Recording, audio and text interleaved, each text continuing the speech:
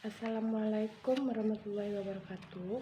Perkenalkan, nama saya Leni Winarti dari Perbankan Syariah semester 5. Ini membacakan hasil resume saya dalam mata kuliah metode penelitian kualitatif dan dengan pembahasan yaitu metode penelitian case study dan biografi. Yang pertama itu penelitian case study atau studi kasus. Salah satu jenis penelitian kualitatif berupa penelitian. Studi kasus berarti metode atau strategi dalam penelitian. Bisa juga berarti hasil dari suatu penelitian sebuah kasus tertentu. Dalam konteks tertulis ini, penulis lebih memfokuskan pada pengertian yang pertama yaitu metode. Penelitian studi kasus dalam konteks ini secara natural tanpa adanya interferensi pihak luar. Pada intinya, studi kasus ini berusaha untuk menyoroti suatu keputusan atau perangkat keputusan, mengapa keputusan itu diambil, bagaimana diterapkan, dan apakah hasilnya. Dua jenis studi kasus. Yang A yaitu studi kasus yang mensejahterakan mengenai organisasi, diputuskan pada perhatian organisasi tertentu dan dalam kurun waktu tertentu dengan menelusuri perkembangan organisasinya. Studi ini kurang memungkinkan untuk diselenggarakan karena sebenarnya sumbernya kurang mencukupi untuk disejahterakan secara minimalis. Yang kedua yaitu studi kasus observasi.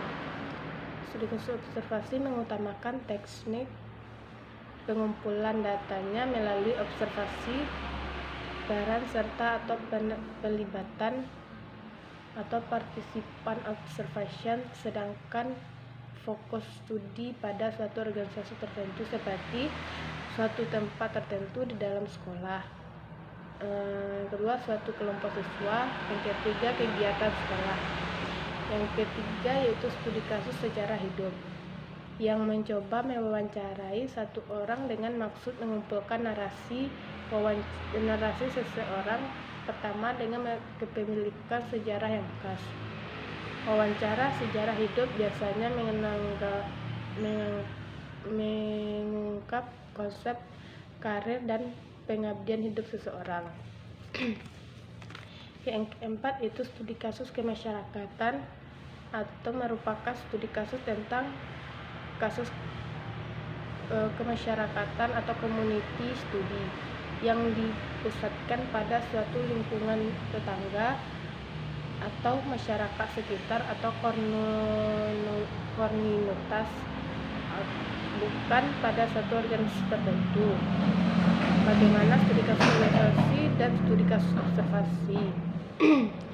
Yang kelima yaitu studi kasus analisis situasi.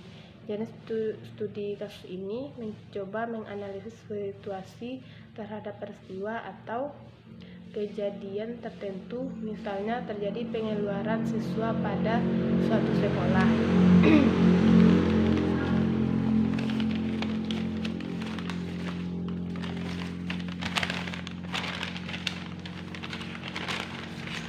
Yang ketiga yaitu langkah-langkah penelitian studi kasus. Yang pertama, pemilihan kasus. Itu dalam pemilihan kasus hendaknya dilakukan secara bertujuan. Yang kedua, pengumpulan data. Pengumpulan data terdapat beberapa teknik dalam pengumpulan data, tetapi yang lebih dipakai dalam penelitian kasus adalah observasi, wawancara, dan analisis dokumen. Yang ketiga, analisis data. Analisis data yaitu setelah data terkumpul, penelitian dapat memulai unit-unit yang dapat dikelola. Agregasi merupakan proses mengabstraksikan hal-hal khusus menjadi hal-hal umum guna men- men- guna menemukan pola umum data. Yang keempat yaitu ciri-ciri studi kasus yang baik. Yang pertama, menyangkut suatu yang luar biasa. Yang kedua, batas-batasnya dapat ditentukan dengan jenis. Yang ketiga, mampu menginspirasi sebagai alternatif jawaban dan sudut pandang yang berbeda-beda. Yang keempat, itu studi kasus dapat menunggukan bukti yang penting-penting saja. Yang kelima itu hasil ditulis dengan gaya yang menarik sehingga mampu terkomunikasi pada pembaca. Yang kedua adalah metode penelitian biografi. Biografi secara kualitatif merupakan studi pengalaman seseorang atau individu yang diceritakan oleh peneliti atau ditemukan di berbagai dokumen dan arsip. Tujuan penelitian ini adalah mengungkap pengalaman menarik yang dapat mempengaruhi atau mengubah hidup seseorang. Penelitian menginspirasi subjek seperti subjek tersebut memposisikan diri sendirinya. Jenis dan sumber data penelitian biografi, yaitu sumber data primer dan sumber data sekunder.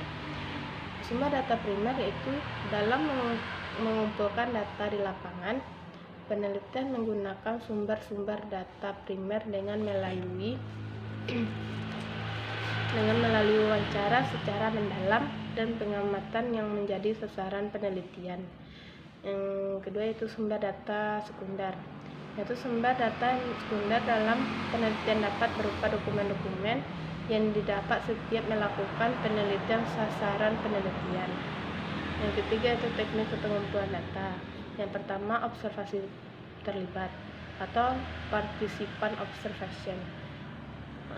Itu pada observasi terlibat diharapkan agar penelitian dapat langsung mengamati secara mencatat gejala-gejala yang terjadi terhadap objek pemilihan. Yang kedua itu wawancara mendalam atau interview. Digunakan oleh penelitian untuk mengumpulkan data yang dilakukan melalui wawancara atau secara langsung. Yang ketiga, catatan lapangan. Catatan lapangan sangat berguna bagi peneliti sebagai alat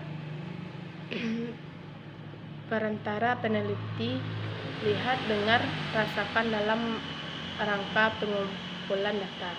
Yang keempat yaitu teknik analisis data. Yang pertama, mengadakan reduksi data yang dilakukan membuat abstraksi.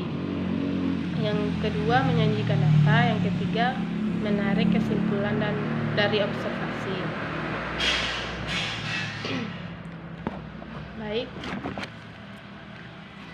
Baik, sekian hasil resume saya. Apabila teman-teman kurang paham dengan penyampaian saya, teman-teman bisa bertanya kepada saya dan saya ucapkan dan saya cukupkan sampai di sini. Saya ucapkan terima kasih. Wassalamualaikum warahmatullahi wabarakatuh.